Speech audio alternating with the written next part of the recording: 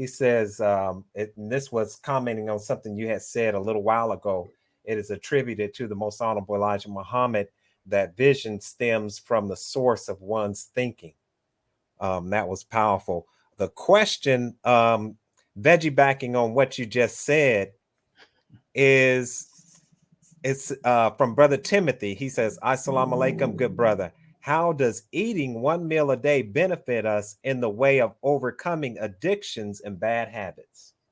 Powerful. Beautiful question. I like the simple ones that keep everybody on the same page. So I'm gonna try to be less long-winded, more simple. With how to eat to live, and the main things that we are asked to do as believers in the Nation of Islam. Sometimes we take these things for granted because we don't really understand their true value. But in reality, if we admit and profess from our mouths that everything that we have is from a man who we believe to be God in person, then we really always have to check ourselves. Because if he said, come to the mosque on Monday for brothers, Saturday for sisters, Wednesday, Friday for study, and Sunday for mosque meeting, who set that up? Us? Quarterbacking in the room, just putting some stuff together? Or was it the Honorable Elijah Muhammad and really Master Father Muhammad who set this schedule up? Then if they set the schedule up and we're following in their footsteps to recognize our own divinity, then it makes sense for us to listen to the teacher. So, eating one meal a day, how to eat to live.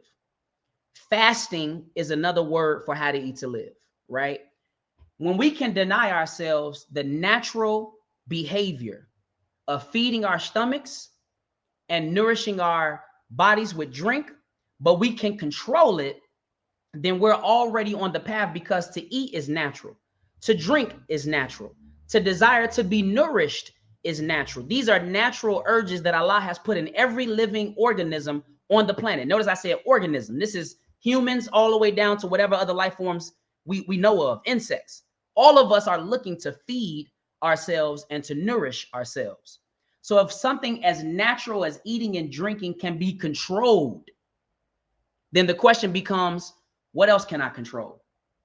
See, some brothers, they may want to be more disciplined when it comes to sisters or women. But if you're never practicing discipline, how do you expect to be disciplined when the test comes? Some of us want to eat better, but we're not practicing discipline in any other area of our lives. Well, when the Big Mac with extra mac sauce is smelling past your nose and a 6-piece chicken wing with mild salt, salt, and pepper is going past you, how can you expect to be disciplined if you don't exercise discipline in any other facet of your life? Right. So the beauty of all of this is that everything that we are given is not only meant to heal us from a physical and spiritual ailment, but is also meant to fortify us and put us on a regular practice regimen of discipline. So when we need to pull on discipline, it's already intrinsic in our being because we're doing it every single day. So 5 daily prayers is discipline. Eating one meal a day is discipline. Paying charity, taking care of your final call newspaper, discipline. Going out and soldiering, discipline. Whatever you do for a career, if you're doing it consistently, that's discipline. So the way that a Muslim lives their life is all about discipline, so that when Satan does come in the straight path of God to take us off path, we're already disciplined enough to say, no, we're good. I'll pass on that. Yes, you are trying to give me something that I desire, because Satan always comes in our desires. Right. Yes, you're trying to give me something that I desire to distract me, but because I have discipline, let me see. I actually wrote down the definition of discipline because I figured our conversation would go there. But look at what discipline is. Discipline is an activity, exercise, or regimen that develops or improves a skill. So if we have a discipline of how to eat to live, a discipline of prayers, what is the skill that Allah is trying to produce in us, or the training that he is trying to give to us through these disciplines of how to eat to live? And what he's disciplining us and the skill that he's given us is rising above emotion into the thinking of God. You can only do that if you have discipline. And you're talking to a martial artist, you're talking to a chess master, you're talking to somebody who has a lifestyle of discipline. I know that you cannot be disciplined if you don't practice discipline. There is no mystery God. So how to eat to live has a physical component, but at the same time, how to eat to live has a spiritual component.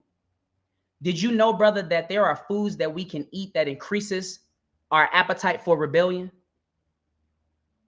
There are foods that we can eat that make us more tranquil, more peaceful, more at oneness with everybody in our environment and surrounding. Just look at our babies in our community who wake up in the morning eating Flaming Hots with cheese, quarter juices, and annihilators, and look at the atmosphere of our babies when they go to school, and then look at the atmosphere of other communities who may have a more balanced type of meal, a more balanced breakfast where there's fruits and salads and veggies and things of that nature, and then look at how they interact in the early mornings. You can't tell me that Flaming Hots and quarter juices don't trigger something about the black man's emotions, because our babies are fighting, they cussing each other out, the parents, they eating the same thing, so they yelling at the baby on the corner in the bus stop. This is all real science.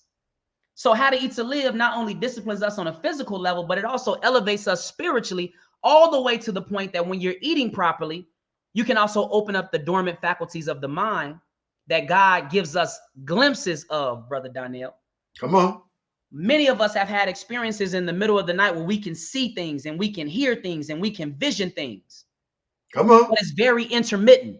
Right. You can't do it consistently. It happens here and there in every blue moon, so there's no control over it. Why? Because there's so much sin and rebellion in our lives and so much lack of discipline that now Allah can only get to us when the time is right, when the environment is right, when he needs to get to us. We can't just regularly on a weekly basis see these things. And God does this, in my estimation, as a way of keeping us on track to recognize our godhood. So he's like, hey, listen, sometimes, you know, I can feel my phone buzzing in my pocket, and just off of the ring alone, I'll be pulling it out and I'll tell you who it is. Man, I know this is, oh, hey, mom, and I know who it is on the other side of the line without looking, but I can't do it all the time. Why not? Is there something wrong with the connection? Absolutely. There is rebellion, disobedience to God, sin, and lack of discipline that cuts my connection short, so I can only pick up on the frequency from here and there. I don't get it consistently. Same thing in the night. I can dream and see things. Woo, I'm taking off. Some people call it out-of-body experiences and other things, and you can see and hear and get foresight on things. And then it's like, okay, I had one, but now it's a year and a half later, and I ain't seen nothing in months. What the heck is going on? It's the lack of discipline. So How to Eat to Live hits us on all of those levels. That's physically, discipline, spiritual, foresight, insight, prophecy, the ability to recognize your divinity. It all is inconclusive because the Honorable Elijah Muhammad gave us a holistic regimen, not just a one aspect or a one-dimensional regimen. So I pray that answers the question.